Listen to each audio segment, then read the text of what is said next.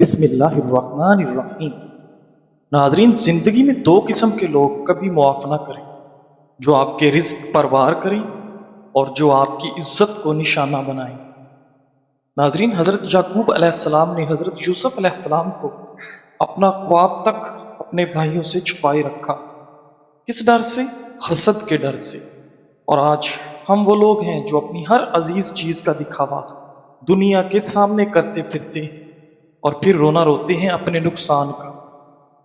نبی کریم صلی اللہ علیہ وآلہ وسلم کے وصف کے بارے میں کہا گیا ہے کہ آپ صلی اللہ علیہ وآلہ وسلم کی بات چیت شیریں اور باوقار تھی۔ جب خاموش رہتے تو وقار ان پر چھا جاتا، اور جب گفتگو فرماتے تو روب و جمال جھلکتا۔ آپ ہمیشہ خوش روح، نرم مزاج تھے، سب سے زیادہ مسکرانے والے اور سب سے زیادہ غصے سے دور رہنے والے تھے۔ وہ اللہ جو تمہارے گناہوں کو تمہارے چہرے پر ظاہر نہیں کرتا، کیا تمہیں لگتا ہے اس سے زیادہ کوئی تم سے پیار کر سکتا ہے؟ اگر تم گناہ کرو یہاں تک کہ تمہارے گناہ آسمان تک پہنچ جائیں، پھر تم توبہ کرو تو اللہ تعالیٰ تمہاری توبہ قبول کرے گا۔ ناظرین، انگور جسم کے تمام اعضاء سے بیماریاں کھینچ لیتا ہے۔ جن لوگوں کا معدہ اکثر خراب رہتا ہے ان کے لیے انگور کا استعمال نہایت مفید ہے۔ ناظرین، ناخنوں میں پلاہٹ ظاہر ہونا اس بات کی علامت ہے کہ آپ کے بدن میں خون کی کمی ہے۔ سونف والا دودھ رات کو سونے سے قبل پی لو، آپ کا رنگ گورا ہو جائے گا۔ پانی کم پینے سے ہاتھ، پاؤں اور ہونٹ کالے رہتے ہیں۔ کھجور ہاضمہ ٹھیک کرتا ہے، معدے کی سوزش اور دل کے درد میں نہایت مفید ہے۔ ناظرین، جو چیز تم سے رہ گئی وہ تمہارے لیے پیدا نہیں کی گئی، اور جو چیز تمہارے لیے پیدا کی گئی وہ تم سے کبھی رہ نہیں سکتی۔ ناظرین، کھانا کھا کر سو جانے کی عادت سے موٹاپا انسان کو جلدی گھیر لیتا ہے۔ صبح نہار میں گھاس پر چلنے سے نظر تیز ہوتی ہے۔ چہرے کا رنگ کالا پڑنے لگے تو چہرے پر کھیرے کا رس لگاؤ، چہرہ سفید گورا ہو جائے گا۔ ناظرین، جو لوگ اپنا وزن کم کرنا چاہتے ہیں وہ چکنائی والی چیزیں کثرت سے نہ کھائیں۔ چائے کے بعد پانی پینے سے اجتناب کریں، ورنہ آپ کے دانت کالے ہو جائیں گے۔ ناظرین، سر کے بالوں میں لیمو کا رس لگانے سے بالوں میں چمک آ جائے گی اور خشکی ختم ہو جائے گی۔ روزانہ صرف 3 کھجور کھانے سے جسمانی کمزوری سے چھٹکارا مل جائے گا۔ ناظرین، انسان کو محنت سے اتنی تھکاوٹ نہیں ہوتی جتنا لوگوں کے رویے اسے تھکا دیتے ہیں۔ اگر بھوک نہ لگنے کا مسئلہ ہو تو سیب کا سرکہ استعمال کریں اور آم کا اچار کھا لو۔ جب انسان یقین رکھتا ہے کہ جو کچھ ہوا ہے وہ اللہ کے حکم اور علم سے ہوا ہے تو وہ پریشان نہیں ہوتا اور دل میں مطمئن رہتا ہے۔ صبح چہل قدمی کیا کرو، یہ دل کی دھڑکن کو نارمل رکھتا ہے اور دل کی بیماریوں سے بچاتا ہے۔ نہانے سے قبل سر کے بالوں کو الگ سے دھو لیا کرو، اس سے بالوں کی سختی دور ہوگی اور بال نرم بھی ہوں گے۔ کیلے کا جوس پینے سے دماغ فریش ہوتا ہے۔ بند گوبھی کھا لیا کرو، یہ موٹاپا کم کر دیتی ہے۔ ناظرین، گلاب کا پھول سونگھ لینے سے ذہنی دباؤ میں کمی آئے گی۔ گھر میں نیلے کلر کا پینٹ کروائیں، گھر میں مچھر اور حشرات کبھی داخل نہیں ہوں گے۔ ناظرین گرامی، عرب کے لوگ کہتے ہیں صاحب فی الدنیا کا من تحب ان تلقاہ فی آخرتک، اس دنیا میں اس سے دوستی کریں جس سے آپ آخرت میں ملنا پسند کریں۔ کمزور افراد روزانہ کیلا کھانا شروع کر دیں، ان کا وزن بڑھنا شروع ہو جائے گا۔ ناظرین، کھانا کھانے کے بعد ضرور چہل قدمی کریں، چاہے کانٹوں پر ہی کیوں نہ چلنا پڑے۔ ناظرین، جو لوگ اپنا وزن کم کرنا چاہتے ہیں وہ کھانے کے بعد سونے سے گریز کریں، چکنائی والی چیزیں کم سے کم کھائیں اور کھانے کے بعد 50 कदम वॉक लाजमी करें। नाजरीन ग्रामी, जोर जोर से हंसने वाले खुद एतमाद और तवज्जो के पसंद होते हैं। दूसरों की हंसी पर हंसने वाले नरम दिल और मुखलिस होते हैं। हंसते वक्त बार बार चेहरा छुपाने वाले शर्मीले और खुद में गुम रहने वाले होते हैं। आंखों में चमक के साथ हंसी असल खुशी की अलामत है। बगैर आवाज की हंसी रखने वाले अक्सर दिल के राज छुपाते हैं। हर बात पर हंसने वाले अक्सर जज्बाती अदम तवाजुन का शिकार होते हैं। मसनूई हंसी वाले अंदर से थके या दबाव में होते हैं। हंसी के साथ जिस्म को बहुत हिलाने वाले पुरजोश और बेसाख्ता फितरत के मालिक होते हैं। तंजिया अंदाज में हंसने वाले अक्सर एहसास बरतरी या अंदरूनी अदम तहफ़्फ़ुज़ रखते हैं। नाज़रीन ग्रामी, हज़रत इमाम मालिक रज़ी अल्लाह तआला अन्हु फरमाते हैं, तवाज़ु और तकवा दीन में है, ना कि लिबास में। इल्म से पहले हलम सीखो, रिज़्क़ हलाल की तलाश लोगों का मोहताज बनने से बेहतर है। हिकमत एक नूर है जिसे रब ताला अपने बंदे के दिल में डाल देता है। नाज़रीन, धनिया के बीज रात भर पानी में भिगोकर सुबह पी लें। धनिया को चटनी या सलाद में ज़रूर शामिल करें। धनिया बेचैनी और बेख्वाबी को कम करने में मददगार साबित हो सकता है। धनिया के अरक में कुदरती तौर पर सुकून करने वाली खुसूसियात पाई जाती हैं जो असाब को सुकून देती हैं। धनिया शुगर के मरीजों के लिए मुफीद है।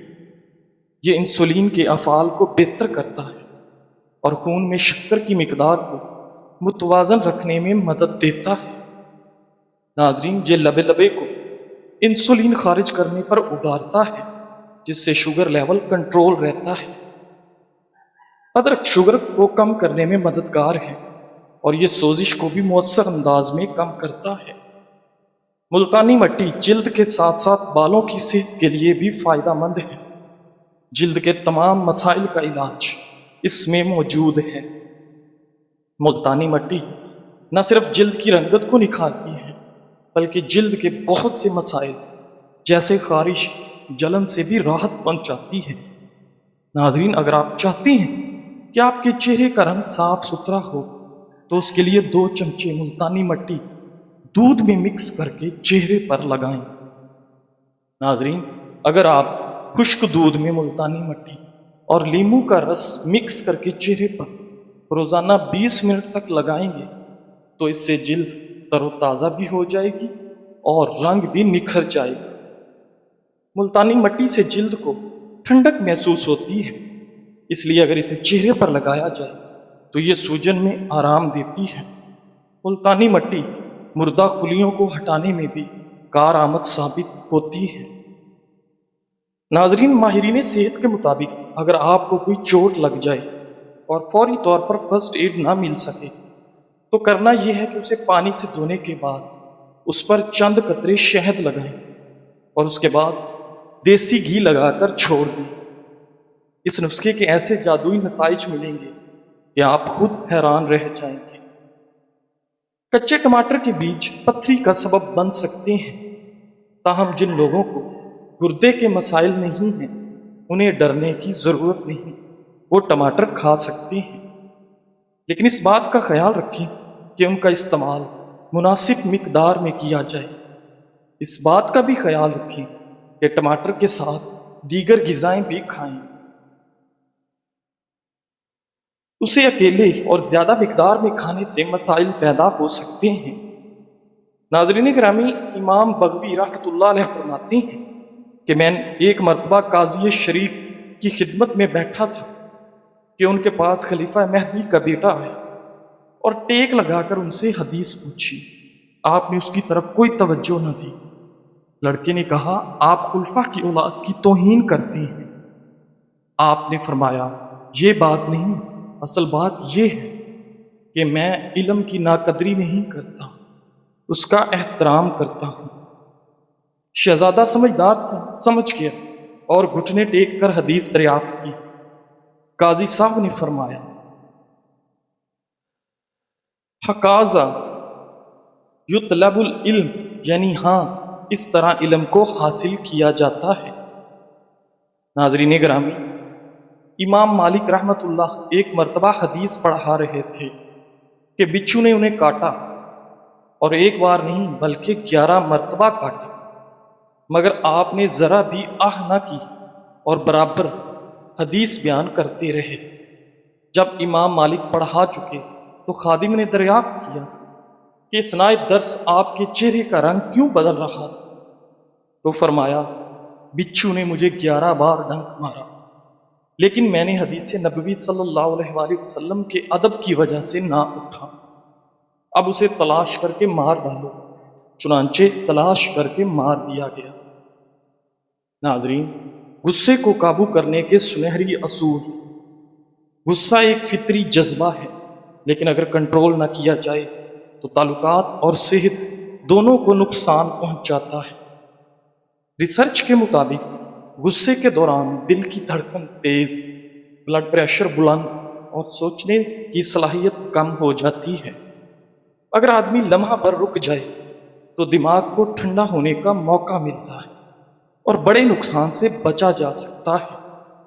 نبی اکرم صلی اللہ علیہ وآلہ وسلم نے فرمایا، طاقتور وہ نہیں جو کشتی لڑنے میں طاقتور ہو، بلکہ طاقتور وہ ہے جو غصے کے وقت اپنے نفس پر قابو رکھے۔ صحیح بخاری۔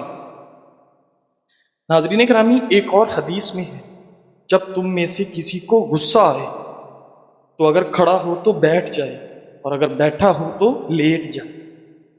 سنن ابو داؤد۔ ناظرین، وضو کرنا بھی غصہ ٹھنڈے کا بہترین طریقہ ہے، کیونکہ غصہ آگ سے ہے اور آگ کو پانی ہی بجھاتا ہے۔ ایک شوہر تھکا ہوا گھر آتا ہے، کھانے میں نمک زیادہ ہو تو فوراً غصے میں آ جاتا ہے۔ اگر وہ فوراً کچھ کہہ دے تو بیوی کی دل آزاری ہوگی، لیکن اگر وہ ایک لمحہ رک کر کہہ دے، شاید آج نمک زیادہ ہو گیا، کوئی بات نہیں، وہ بھی انسان ہے، اس نے جان بوجھ کے تھوڑی کیا ہے، تو نہ صرف ماحول بہتر ہوگا بلکہ بیوی مزید خیال رکھنے لگے گی۔ ناظرین، غصہ آئے تو کیا کرنا چاہیے؟ اپنے آپ کو کنٹرول کریں اور خاموشی اختیار کریں۔ غصے کے وقت فوری جواب نہ دیں، پانی پی لیں۔ غصہ اکثر جسمانی تناؤ سے بڑھتا ہے، موضوع بدل دیں، جھگڑے کو آگے نہ بڑھائیں۔ اگر بہت زیادہ غصہ ہو تو وضو کر لیں، جسمانی طور پر ٹھنڈک دل کو سکون دے گی۔ سانس کی مشق کریں، 10 سیکنڈ تک گہری سانس لے کر چھوڑیں، جگہ چھوڑ دیں، بعد میں بات کریں۔ اگر بات ضروری ہو تو غصہ ٹھنڈا ہونے کے بعد کریں۔ ناظرین گرامی، 7 قسم کی عورتوں سے شادی نہ کرو۔ ایک عربی نے اپنے بیٹے کو وصیت کی کہ ان 7 قسم کی عورتوں میں سے کسی ایک سے بھی نکاح نہ کرنا۔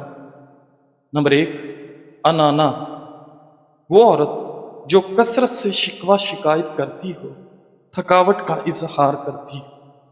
نمبر 2، بنانا، وہ عورت جو اپنے کاموں پر احسان جتلاتی ہو کہ میں نے یہ کیا، میں نے وہ کیا وغیرہ۔ نمبر 3، حنانا، وہ عورت جو اپنے پہلے خاوند کا ذکر کرتی رہتی ہو، یعنی میرا پہلا شوہر ایسے کرتا تھا، ویسے کرتا تھا، اس میں یہ اچھائی تھی۔ نمبر 4، حداقہ، وہ عورت جو ہر شے کو دیکھتے ہی اس کی طلب کر لے، یہ شے بھی خرید لوں، وہ بھی خرید لوں، یہ بھی میری ہو جائے، وہ بھی میں لے لوں۔ نمبر 5، براکہ، وہ عورت جو ہر وقت بناؤ سنگار میں لگی رہتی ہو، جس کا اکثر وقت منہ صاف رکھنے اور کپڑے تیار کرنے میں گزرتا ہو۔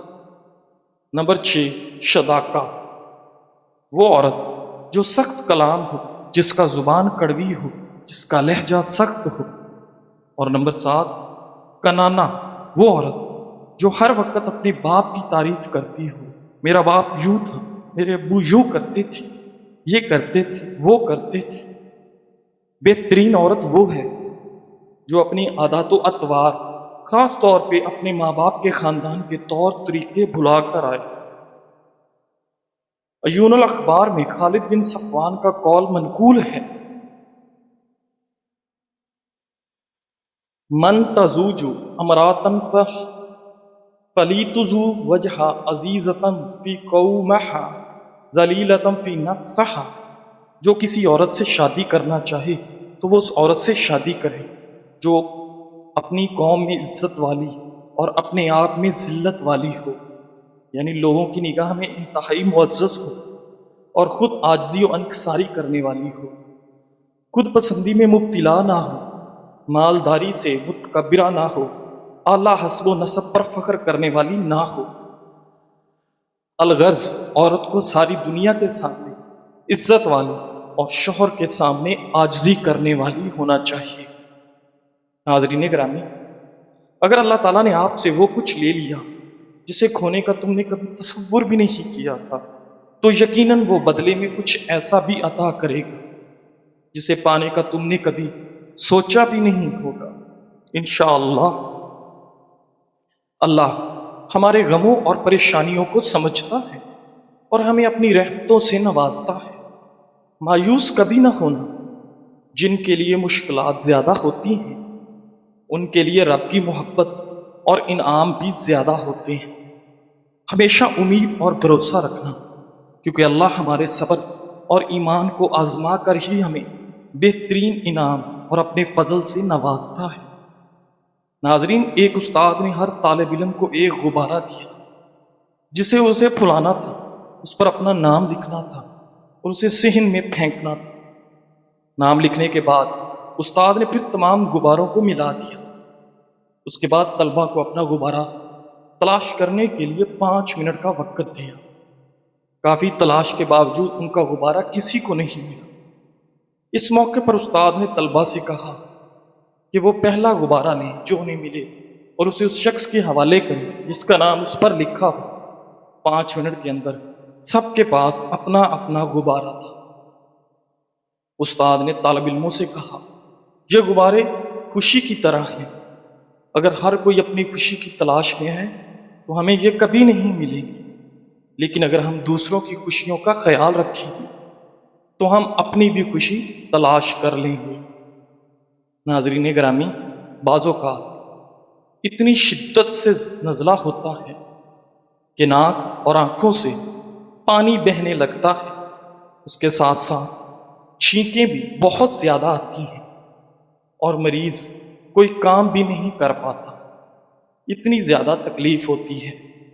ایسی صورتحال میں 5 عدد لونگ اور 1/4 چمچ خشخاش کو پانی میں اچھی طرح جوش دیں اور پھر اسے نیم گرم حالت پر آنے دیں۔ اب اس میں شہد ملا کر اس پانی کو نوش فرما لیں۔ اس قہوے کے 2 کپ پینے سے ہی بہتا ہوا ریشہ اور چھینکوں کی کثرت دور ہو جائے گی اور آپ خود کو تندرست اور توانا محسوس کریں گے۔ ناظرین گرامی، کسی کو کچھ دینے میں حد سے نہ بڑھو ورنہ یہ حق بن جاتا ہے۔ اگر آپ اپنی وسعت سے بڑھ کر دیتے رہیں اور سخاوت کو دوسروں کے لیے معمول بنا دیں تو وہ اسے احسان نہیں بلکہ اپنا حق سمجھنے لگیں گے۔ اصل سخاوت وہ ہے جو اعتدال میں ہو، جس سے آپ کا دل بھی ہلکا رہے اور دوسرا شخص بھی خوددار بنے۔ زندگی کے راستے ہمیشہ ہموار نہیں، کہیں کانٹے ہوتے ہیں، کہیں اندھیرے اور کہیں تھکن کا احساس، لیکن اگر دل میں رب پر یقین ہو تو ہر رکاوٹ ایک سبق بن جاتی ہے اور ہر اندھیرا روشنی کی طرف لے جانے والا راستہ۔ ناظرین، کبھی کبھی بس اتنا کافی ہوتا ہے کہ آپ ایک لمحے کے لیے رک کر مسکرا دیں اور رب تعالیٰ کا شکر ادا کریں کہ وہ آج بھی ہمیں توفیق دے رہا کہ ہم آگے بڑھ سکیں۔ جزاک اللہ۔